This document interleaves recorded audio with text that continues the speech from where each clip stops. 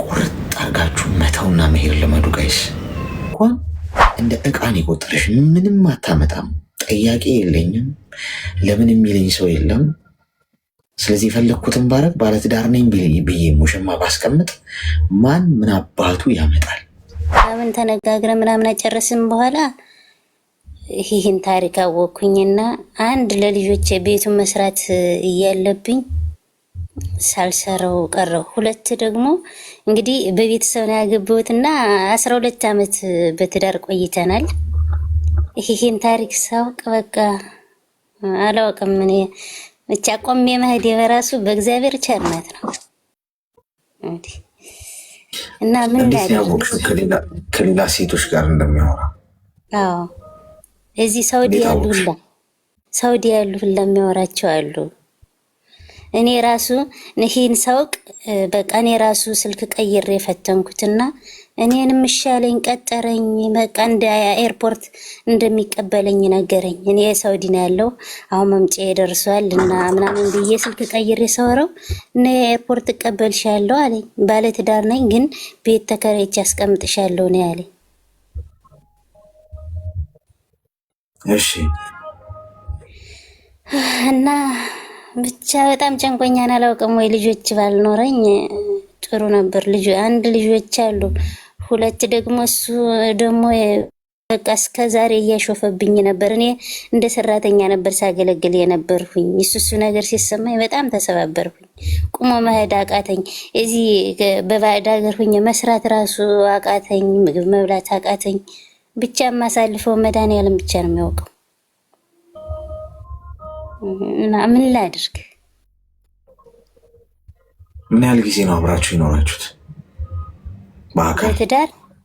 በትዳር በአካል ትዳርማ የትሙንሽ እኮ ባለትዳር ነኝ ብለሽ ታስቢ ትችላለሽ። በአካል እንደዚህ አብራችሁ አንድ ጣራ ውስጥ ምን ያህል ጊዜ ይኖራችሁ? እኔ በቤተሰብ ነው ያገባሁት። ቀጥታ ትዳር ነው እንጂ ፍቅር ምናምን የሚባል ነገር አይደለም። በቤተሰብ ነው የተጋባነ።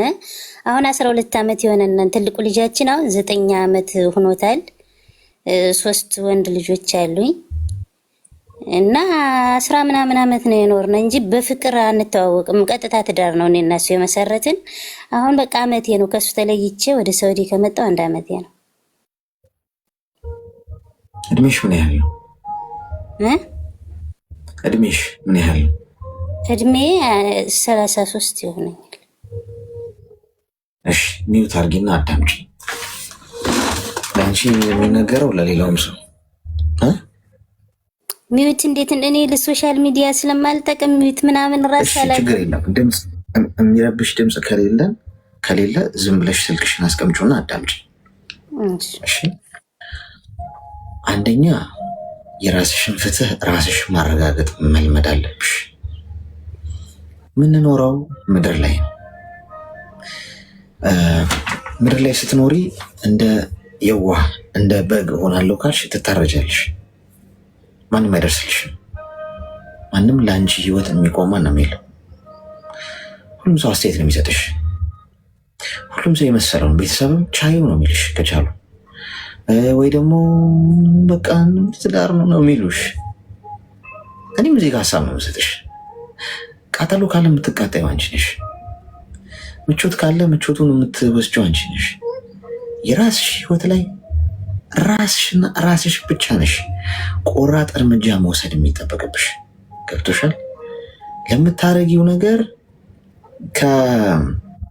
ከሰዎች እይታ አንጻር ወይ ሰዎች አባብለውሽ ቻዩ ታረቁ ምናምናም ብለውሽ እንድትሄጅበት ሊገፋፉሽ ይችላሉ።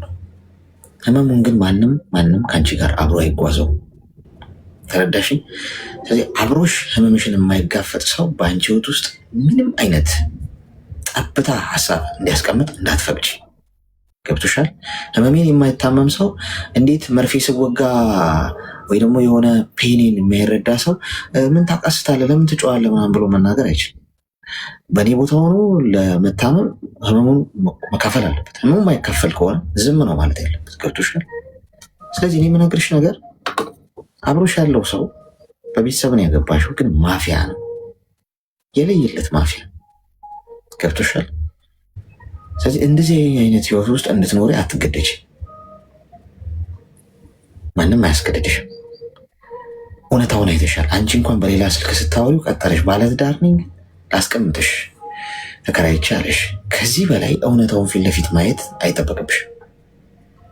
ወሬ ነገረሽ ራሱ ባለትዳር ነኝ።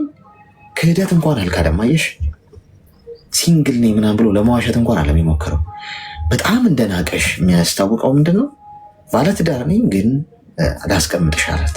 ያው አንቺ በሌላ ሴት አስመስልሽ ያወራሽ። አንቺ እያለሽ እንኳን እንደ እቃን የቆጠረሽ ምንም አታመጣም። ጠያቂ የለኝም፣ ለምን የሚለኝ ሰው የለም። ስለዚህ የፈለግኩትን ባረግ ባለትዳር ነኝ ብዬ ሙሽማ ባስቀምጥ ማን ምን አባቱ ያመጣል? እንደዚህ አይነት ጉልበተኛ የሆኑ ሰዎች አሉ። የኔ እናት ከፈጣሪ በላይ ጉልበተኛ የለም። በዚህ ነው ማምነው እኔ። ሰው የፈለገውን ያህል ውሸታም ቢሆን፣ ሰው የፈለገውን ያህል ሰው ላይ አቅም አለኝ ብሎ ጡንቻውን ሊያሳይ ከሞከረ ከፈጣሪ በላይ ጉልበተኛ እንደሌለ ነው ማምነው። በአንድ ጉንፋንና በአንድ ራስ ምታት አልጋ የዘመንተኛ ሰዎች ነን የሰው ልጆች። ገብቶሻል? ስለዚህ ከዛሬ ጀምረሽ ለራስሽ ለመኖር ቆርጠሽ ተነሽ። ሲንግል ነሽ የኔ እናት። አንቺን እዚህ ሚስቴ ብሎ አስቀምጦ አንቺ ሰው ሀገር ሽንት ቤት እያጠብሽ መከራሽን በልተሽ ወገብሽ እስኪበጠስ ድረስ እንቅልፍ አተሽ እየሰራሽ። ብዙዎቹ ሰው ሀገር የሚሰሩ ልጆች ለጤናቸው እንኳን አያስቡ። በጣም ነው የሚያሳዝኑ። በእውነት እግዚአብሔር ምስክሬ ማለት ነው። በጣም ነው የሚያሳዝኑት። ለጤናቸው እንኳን አያስቡም። ሌሊት ነው የሚነሱት። የሚተኙት 4 ሰዓት 3 ሰዓት ነው። እንደኔ አይነቱ እንኳን ቢታመም ላጥ ብሎ በኩለ ሌሊት የሚሄዱ ሆስፒታል ይታከማል። አንዳንዶቹ ፋርማሲ እንኳን መሄድ የማይፈቀድላቸው ሰዎች አሉ ታመው። እንደዚህ ተሆኖ እየተሰራ እዛ ጋር ያላግጥና አንቺ ላይ ውሽማ አስቀምጦ ሊላላጥ ከሞከረ የኔ እናት 1 ደቂቃ እንዳታባክኝ ከዚህ ህይወት ለመውጣት። ቀልድ የለም። የምትከፊው ደም ነው። እዚህ ህይወትሽ ነው፣ እድሜሽ ነው እየሄደ ያለው። በዚህ ሰዓት እኮ ሀገርሽ ገብተሽ እኮ ከቤተሰብሽ ጋር እኮ በዓል ብታከብሪ ዘና ብለሽ ህይወትሽን ብትኖሪ እኮ ይመችሻል። እሱ ነው የምትመርጨው። በዚህ ሰዓት ግን ከሁሉ ነገር ተገደበሽ በባዕድ ሀገር መከራ በልተሽ እየሰራሽ ሚስቴ ነሽ በሚል ታፔላ አንቺ ሚስቱን አድርጎ ለጥፎ በሌላ ማሊያ ሊጫወት ከሞከረ ቤተሰብ፣ ዘመድ አዝማድ፣ መንፈሳዊ ሰው ገለመሌ ማንም እንዳሰሚ ሆን ፊት ለፊት እየነገሩሽ ማንም እንዳሰሚ። ማንም አይታመመለሽም። ሁሉም ሰው መጥቶ ሆይ ሆይ ብሎ ነው የሚሄደው። ስለዚህ ቆራጥ ሆነሽ የራስሽን ፍትህ ራስህ ትወስጃለሽ በእጅሽ። እምቢ ማለት መብታለሽ። ገብቶሻል? ስለዚህ ገንዘብሽን ያዥ። ትርፍሽ እሱ ነው የኔ እናት። ከሰማይ በታች ተርፎ ለመኖር ዋስትናሽ ገንዘብሽ ነው። ከዛ ውጭ ማንም ሰው አይደርስልሽም። ቤተሰብሽም ከንፈር መጠው ነው ዞር የሚሉት። ብቻሽን እንደሆንሽ እመኚ። እኔ ልንገርሽ፣ ከዛሬ ጀምሮ ጦር ሜዳው ላይ በህይወት ውስጥ ብቻሽን ነው ያለሽው። ማንም ይረዳሽ የለም፣ ከጎንሽ የሚቆም የለም። ከዛሬ ጀምሮ የራስሽን ጤና፣ የራስሽን ገንዘብ፣ የራስሽን ህይወት ራስሽ ታቃኛለሽ ማለት ነው። ለሰው መቅለጥ ታቆሚና ለራስሽ መኖር ትጀምሪያለሽ። ገንዘብሽን ያዢ። ገብቶሻል? ከማንም ሰው ጋር አታውሪ፣ ከእሱ ጋርም ጭምር። ከዛ ሀገሪ ስትሄጂ የሰራሽበትን እሱ ድራማ ሰርቶ አንቺ ስንት ዓመት የለፋሽበትን በባልነኝ ሂሳብ ሊካፈል ይሞክራል። ለዛ ጥሩ ዘዴ አለ። ገንዘቡን ትይዢውና አትልኪው። ስትሄጂ ይዘሽ ትሄጃለሽ። ለማንም ምንም እንዳለሽ እንዳትናገሪ። ከዛ ለተወሰኑ ቀናቶች እዛ የምታስቀምጭበት ሁኔታ ታመቻችን። ወይ እናትሽ ወይ አባት የምታምኛቸውን ሰው ፈልገሽ ከቤተሰብ ከሱ ጋር ያለሽን ጉዳይ ትጨርሻለሽ። መጀመሪያ በራስሽ ስም ቤት እንዳትገዢ፣ መኪና እንዳትገዢ፣ ገንዘብ በባንክሽ እንዳታስቀምጭ በስምሽ። ምክንያቱም እሱ ሲዘል ከርሞ አንቺ ስንት ዓመት እንቅልፍ አጥተሽ የሰራሽውን ባል ነኝ በሚል ግማሽ ግማሽ ተካፈል ይባላል። ፌር ነው እንዴ? በየትኛው መንገድ ነው ፌር የሚሆነው? መቼ ረድቶሽ እንደ ባል፣ መቼ ከጎንሽ ቆሞ፣ መቼ አጽናንቶሽ፣ መቼ አብሮሽ?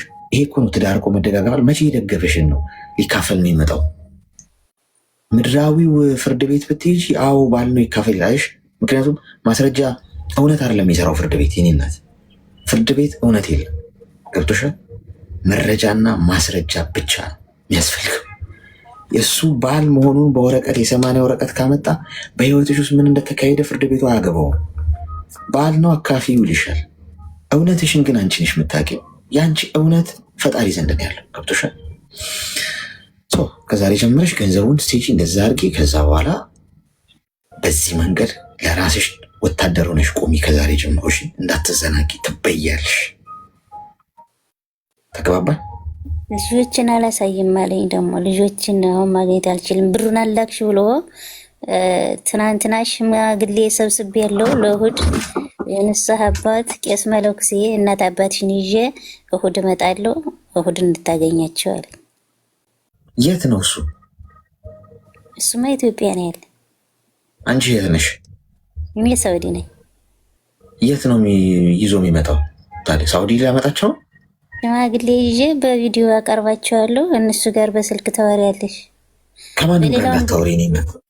በሌላ ወንድ ቀይረኝ ልጆችን ልጅ አስታቅፋ በሌላ ወንድ ቀይረኝ ሄደ ይችላለሁ እንጂ አንቺማ ብርሽን ይዘሽ እንድትቀሪ አይሆንም አለ። እንዲሁም እያወራሁት እያለ እሱ ወደ ሌላ ውስጥ ሲገባ በቃ እኔ ልፈትን ነበር ወንድሜ፣ በቃ እኔ አልሆነም የልጆች እናትና ባለትዳር ነኝ አለኝ ብዬ ሌላ ሴት አይደለሁ ብዬ እዚህ በኋላ እንዳትጽፍብኝ ብዬ አቁም ያለሁኝና ከዛ እንዲያውም አሁንስ እየተጠራጠርኩ ነው። አንቺ የሆነ የፈተንሽኝ በሆነ ሲስተም መተሽብኝ እንዳይሆን እንጂ ምናምን ነገር አለ። ሲስተምሽን ቀይረሽ መጣሽብኝ እንዲህ አለ። እኔ አንድ ነገር ልንገርሽ፣ ከማንም ሰው ጋር በቪዲዮ እንዳትቀርቢ፣ ከማንም ሰው ጋር በምንም እንዳትደራደሪ። አንቺ ያየሽውን አይተሻል። ሰውየው ማፊያ መሆኑን አይተሻል። አለቀ። እሱ ይዟቸው የሚመጣቸው ሰዎች የእሱን የነገራቸውን ሰምተው ነው የመጡት። ገብቶሻል? አንድ ነገር ላረጋግጥላችሁ ጓዶች፣ የማይዋጥ ሀቅ፣ ማንም ሰው ከተበዳይ ጎን አይቆምም።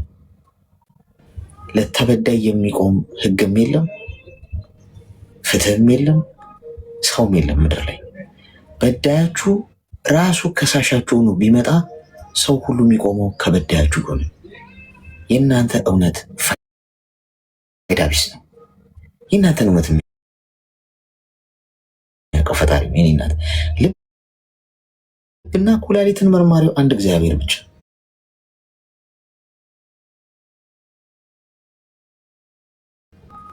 ከእግዚአብሔር ውጭ ሰው የሚዳኝ ሁሉም ሳይድ ይዞ ነው የሚፈርደው። ፈጣሪ ደስ የሚለው ነገር እንደዚህ እከሌ ብር አለው፣ እከሌ እንዲህ ያለው፣ እከሌ ጥሩ ተናጋሪ ነው አይል። ልብሽና ኩላሊትሽን ምርምር አድርጎ የምታስቢውን ያውቃል። መናገር የማይጠበቅብሽ። እሱን ሳስብ እንዴት እረፍት እንደሚሰማኝ። የሰው ልጅ ፈራጅ ቆራጭ ቢሆን አስባችሁታል? በሰማይም በምድር እንደው የሰው ልጅ ሁሉን አድራጊ ተደርጎ እንትን ቢባል አልቆል ነበር እኮ። ሰው ሁሉ ገንዘብ ወደ ሰጠው፣ ዝና ወደ አለው፣ ስልጣን ወደ አለው፣ አቅም ወደ አለው ነው የሚያደለው። ፈጣሪ ይኸውልሽ ደስ የሚለው ነገር እውነት ማለት እሱ። ገብቶሻል? ስለዚህ ከማንም ሰው ጋር እንዳትደራደሪ። ከማንም ሰው ጋር ቪዲዮ ኮል ምናምን ቢቻል ለ3 ወር ጥፊ። ስልክሽን ቀይረሽ ልጆችሽ ምንም አይሆኑም፣ አይሟሙ። ይህኔ እናት እንደዚህ አይነቱን ሰው ከህይወትሽ ነቅለሽ እስክታውጪ ድረስ በልጆችሽ መንገድ ነው። ሴንሲቲቭ ፓርትሽ እሱ ስለሆነ የሚመጣብሽ። አይሞቱም፣ አይሟሙም፣ አይቆንጣጠሙም። አባታቸው ጋር ያሉት የኔ እናት። አንቺ ለራስሽ ዘኝ። ሰው ሀገር ለተንከራተትሽው፣ በሰው ሀገር ለቀረሽው ነገ በአካል መግባት አለመግባታችን እንኳን አናውቅም እኮ ጓዶች። ሀገር ቤት ስላሉ ሰዎች ነው ስለ ልጆቻችሁ የምትጨነቁትና እናንተ ወደ ሀገራችሁ በእግራችሁ መሄዳችሁን በምን እርግጠኛ ናችሁ? መጀመሪያ ለራስሽ ዘኝ የኔ እናት። ሰው ሀገር እየተንከራተትሽ ያለሽው አንቺ ነሽ። እነሱማ ምን ይሆናሉ? አባታቸው እጅ ላይ ናቸው። አንቺን የሚረዳሽ የለም። ያቺን ቁስል እየቆሰቆሱ በልጆችሽ ኢንትረስት አንቺን ሊጠቀሙብሽ፣ ከአንቺ ስሜትሽን ሊጎዱ ነው የሚሞክሩት። ገብቶሻል? ለአንድ ለ3 ወር ከማንም ሰው ጋር አታውሪ። ቢቻል ዝም በይ። ዝም ያለ ነገር አይምሮ መጀመሪያ ይረጋጋል። ገብቶሻል? ጥፊ፣ ራቂ፣ ጸሎት አድርጊ፣ ጊዜ ለራሴ ስጪ፣ አይምሮሽን አረጋጊው፣ ከነገሮች ራቂ፣ ከጭቅጭቅ ራቂ። መሽቶ በነጋ ቁጥር ከነገ ጀምሮ አዲስ ገጽ ግለጪ። ለ3 ወር ቻሌንጅ ለራስሽ ውሰጂ። ለ3 ወር ከጭቅጭቅ፣ ከስድድብ፣ ከንትርክ የመራቅ ጊዜ ብለሽ ከዛ እየዳንሽ ትመጫለሽ። አይምሮሽ የተረጋጋ ይመጣል። ማስተዋል ትጀምሪያለሽ። ጠንካራ ትሆኛለሽ። ገብቶሻል? ስለዚህ በዚህ መንገድ ነው። ሴንሲቲቭ ፓርትሽን ደግሞ አታሳያቸው። እሺ፣ ለሰዎች ድክመትሽን የሆነ የሚያስለቅስሽ ምን እንደሆነ የሚያስከፋሽ የቱ ፓርቲ ሲነካ በጣም ስስ እንደሆንሽ በጭራሽ እንዳታሳያቸው፣ ይጠቀሙበታል። እሺ፣ አመሰግናለሁ አሌክስ፣ እግዚአብሔር ይስጥልኝ። እሺ፣ እኔ እናት መልካም ቀን። ታሳዝናለች። እኔ እንደዚህ አይነት ሰዎች በጣም የሚያሳዝኑኝ በእውነት። አሁን እሷ በቃ አንድ እሷን ህመም የሚረዳ ሰው የለም። እሷ አሁን ንስሐ አባቴ ምናምን ይዤ እመጣለሁ አላየሽ? ምን ተናግሮ እንደሚመጣ ግን ታውቂያለሽ። አንቺ ግን እየተደረገብሽ ያለውን ነገር ማንም ሊረዳሽ አይችልም። ሰዎች ቢሰበሰቡ ምን እንደሚሉሽ ታውቂያለሽ? ቻዩ፣ ፍቺ ጥሩ አይደለም፣ ትዳር እንደዚህ ቻል አድርጎ ነው ይሉሻል። ከዚያ ይሄዳሉ። ሲሄዱ ያ ሰው መልሶ ይጫወትብሻል። አረ እንዴት ነው ነገር ካልሽ የአንቺ አይሰማም፣ ተበዳይ አይሰማም። በዳይ ሁልጊዜ ይከሳል፣ ይጮሃል፣ ይናገራል። ቀድሞ የሚናገረው እሱ ነው፣ ቀድሞ የሚከሰው እሱ ነው፣ ቀድሞ የሚወነጅለው እሱ ነው። ተበዳይ አያወራም፣ እድልም አያገኝም ሲጀመር እንጂ ለማውራት አፉ ራሱ ይተሳሰራል። እንኳን ቀድሞ ለመክሰስ ቀርቶ ቁርጥ አርጋችሁ መተውና መሄድ ልመዱ ጋይስ። በቃ ፍትሃችሁን በዛ መንገድ ብቻ ነው የምታስተናግዱት። እሺ፣ ከነትርክ የምታተርፉት ምንም ነገር የለም። ኦኬ፣ እንቀጥል እስቲ። ሄሎ፣ ሰላም፣ እንዴት ነህ አሌክስ? ሰላም። እሺ፣ ብዛ እንኳን ደህና መጣሽ። እግዚአብሔር ይመስገን። እንኳን ደህና ቆያችሁ። ምን እንታዘዝ? ምክር ፈልጌ ነበር። እሺ፣ ንገሪኝ። እኔ ገልጽ ነኝ፣ ስናገር ምናምን ነገር ማስመሰል ምናምን አልችልም እና ድምፅሽ ግን ምንድን ነው? ኤርፎን ተጠቀሙ። እጣላለሁ። ይሰማል? ይሰማኛል። ኤርፎን አውጪ ውስጥ ኤርፎን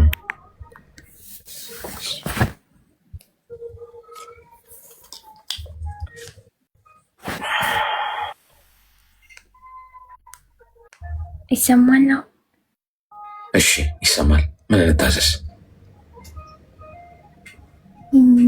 ከሰው ጋር መስማማት አልችልም ማለት ግልጽ ነኝ፣ ስናገር ምናምን ማስመሰል አልችልበትም እና ከጓደኛ ጋር መግባባት አልችልም። ይህን እንዴት ብዬ ማቆም ይችላል? ደግሞ ሲናገሩ ቶሎ ብዬ ስሜታዊ ይሆናሉ፣ እናደዳሉ። ጓደኞች አሉሽ? አይቆዩም፣ እኔ ጋ ይርቁኛል። ምንድን ነው የምትነግሪያቸው? ግልጽ እናገራለሁ ስላልሽ ማለት ምንም ጥፋት ምናምን ነገር ፊት ለፊት ነው የምናገረው። ሚስጥር እንዳለ ሆኖ ግን ተናጋሪ ነኝ። አሁን ማንም ጓደኛ የለሽ? አሁን ማንም ጓደኛ የለኝም እና ደግሞ ከተናገሩኝ ማለት እናደዳለሁ። ቶሎ ብዬ ክፍት ነው የሚለኝ፣ አለቅሳለሁ። እሺ፣ እድሜሽ ምን ያህል ነው? እድሜ 21። እስቲ ሚዩት አድርጊና አዳምጪኝ። 21 ነሽ፣ ገና ነሽ። ስለዚህ እኔ ሽማግሌ ስለሆንኩ ልንገርሽ፣ በ21 ዓመቴ አልገባኝም። አሁን የገባኝ ለሰዎች ሁሉ አይነገርም። እሺ፣ መመጠን መልመድ አለብሽ ከዛሬ ጀምሮ። አንድ ትምህርት። ከዚህ በኋላ ጓደኛ ሊሆኑ ከአንቺ ጋር የሚመጡ ሰዎች ሲመጡ መመጠን አለብሽ። ልክ እንደ መድኃኒት ዶዝ መድኃኒት ስንወስድ ፋርማሲ ሄደን በቀን 2 ውሰጂ ካለሽ ዶክተሩ በቀን 2 ነው መውሰድ ያለብሽ። 5 ብትወስጂ ሟች ነሽ፣ አብዝተሽዋል። ስለዚህ ልክ እንደ መድኃኒት ምንድነው መጠነሽ ስለአንቺ ማወቅ ያለባቸውን ብቻ። ሁሉ አይነገርም። ሁሉ እየተናገራችሁ ነው። እንደ በቃ በአንድ ብረት ድስት ካልተቀቀልን፣ በአንድ መቆርቆሪያ ውስጥ ከአብረን ካልተፈላን የሚሉ ሰዎች አሉ። ብዙዎቻችሁ እንደዛ ናችሁ። ጓደኛ ስትይዙ ሁሉ ነገር ልብስ ስትለብሱ አንድ አይነት ወሬም ሁሉ ነገር በቃ ሁሉ የሚቀር የለም ከሆድ ፋይናሊ ሰው እንደነበር አይቀጥልም። ትጋጫለሽ። ስትጋጪ መሳሪያ አድርገው ይጠቀሙበታል። ሚስጥሯን አጋልጣታለሁ፣ አፈነደዋለሁ፣ አሰጠዋለሁ የሚሉ ሰዎች አጋጥሟቸው ያውቁም? ቲክቶክ ላይ እንኳን በሰላሙ ጊዜ እኮ አብሮ የበላ ወዳጅ እኮ አብሮ የበላ አብሮ ይጠጣ ሚስጥሬ ብሎ ያካፈልከውን ስትሰራ ያየውን ምናምን ገመኔ ብላ ያሳየው ወይ ያሳየችው ሊሆን ይችላል። ሚስቱን እንደዛ የሚል እንዳለ ታውቂያለሽ? እንኳን አንቺ ጓደኛ ነው እያልሻለሽ። በዛሬ ጊዜ ሚስቱን ገመና የሚደብቃለ እንዴ? ሚስቱ ያደረገችውን ባሏ ያደረገውን በሙሉ አንድ አደባባይ ይፈት ለገብ ስልክ አለ። እንደውም ፊት ለፊት እርስ በርስ ሲታኮሱ ብዙ ሰዎች አይታችኋል። አብረው ሲኖሩ፣ አብረው በልተው፣ አብረው ተኝተው፣ አብረው ስንት ነገር ሆነው እሱ እንዲህ ነው እሷ እንዲህ ነው ሲባባሉ አይታችኋል። ባልና ሚስት ገብቷችኋል። ስለዚህ ራሳችሁን ጠብቁ። በቃ አለቀ። የሰው ልጅ አይምሮ ሰጥቶናል ፈጣሪ አይደል? ከአንገታችን በላይ ያለው ጭንቅላት እንድናስተውልበት። ስለዚህ ከሰዎች ጋር ስትቀራረቢ የኔ ናት አሁን ማስተዋል ያለብሽ 21 ዓመት ሻረላ ሁሉ ነገር አይነገርም። እሺ ስትናገሪ መትኝ። ሚስጥር ሁሉ አይወራም። ሚስጥር ከአንቺ ከወጣ እስረኛው ነሽ። አንቺ ጋር እስካለ ድረስ ደግሞ እስረኛሽ። ስለዚህ ይሄንን አንድ ትምህርት ውሰጂ። ስትነግሪያቸው እቅድሽን፣ ስራሽን፣ ያለሽን ነገር፣ ገንዘብሽን፣ ሰላምሽን፣ ደስታሽን፣ በረከቶችሽን በሙሉ ለጓደኞችሽ አታሳይ። ይሄ ጥቅም የለውም። ጓደኞችሽ አንቺ ላይ ጠላት እንዲሆኑ ብቻ ነው የሚያተርፈው። ሌላ ምንም የሚያመጣልሽ ትርጉም። አያደንቁሽም፣ አያከብሩሽም፣ በአንቺ አይቀኑም። ወይኔ እንደሷ ብለው ከአንቺ ተምረው አይለወጡም። ሊያጠፉሽ ይነሳሉ። ሳቃችሁ እንኳን በገደብ ይሁን ገብቷችኋል። ከነሱ ጋር እናንተ ፈጣሪና በቃ ህልማችሁ እናንተና ውጭ